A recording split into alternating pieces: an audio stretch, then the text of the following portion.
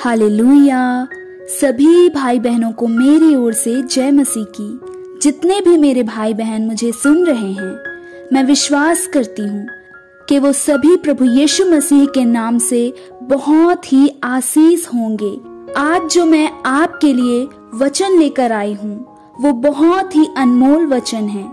ये वचन आपके जिंदगी को बदल देंगे और आपको बहुत ब्लेस करेंगे।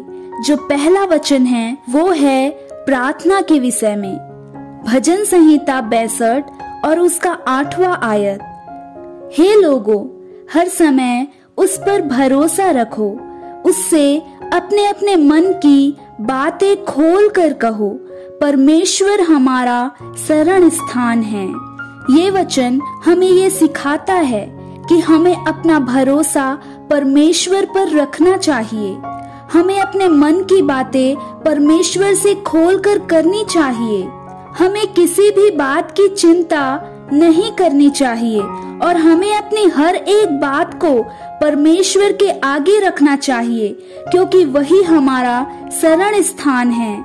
जो दूसरा वचन है वे है विश्वास के विषय में। नीति वचन 3 अध्याय और उसका 5 और 6वां आयत।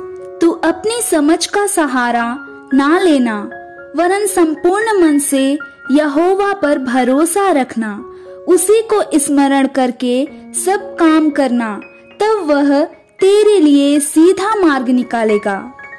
मेरे प्रिय भाई बहनों, हमें कभी भी अपनी समझ का सहारा लेकर नहीं चलना चाहिए, क्योंकि जब हम अपनी समझ का सहारा लेकर चलते हैं तो हम गलत रास्ते पर चल पड़ते हैं। हमें परमेश्वर पर भरोसा रखना चाहिए। हर बात में हमें परमेश्वर को आगे रखकर चलना चाहिए कि परमेश्वर आप हमारे साथ हो।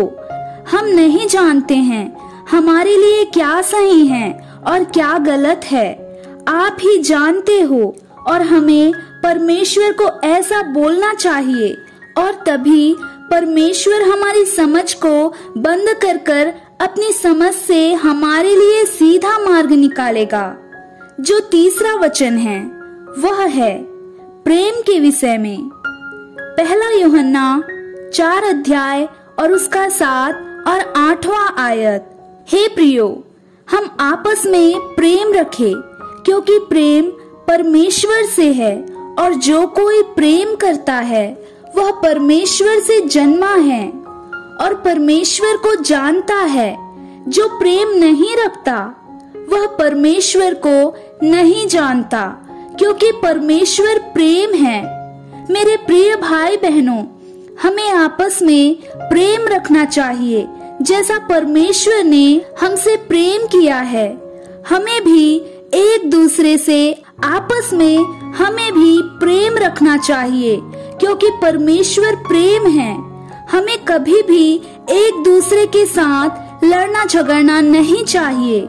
हमें आपस में हमेशा प्रेम के साथ ही रहना चाहिए, क्योंकि परमेश्वर ने हमसे प्रेम करने को बोला है। मेरे भाई बहनों, मैं विश्वास करती हूँ आज के इन वचनों को सुनकर आप बहुत ब्लेस हो जाओगे। जब आप इन वचनों को अपनी प्रार्थना में बोलोगे, और मैं विश्वास करती हूँ आप और आपके परिवार बहुत आशीषित हो चुके हैं प्रभु यीशु मसीह के नाम से। आमीन। God bless you all.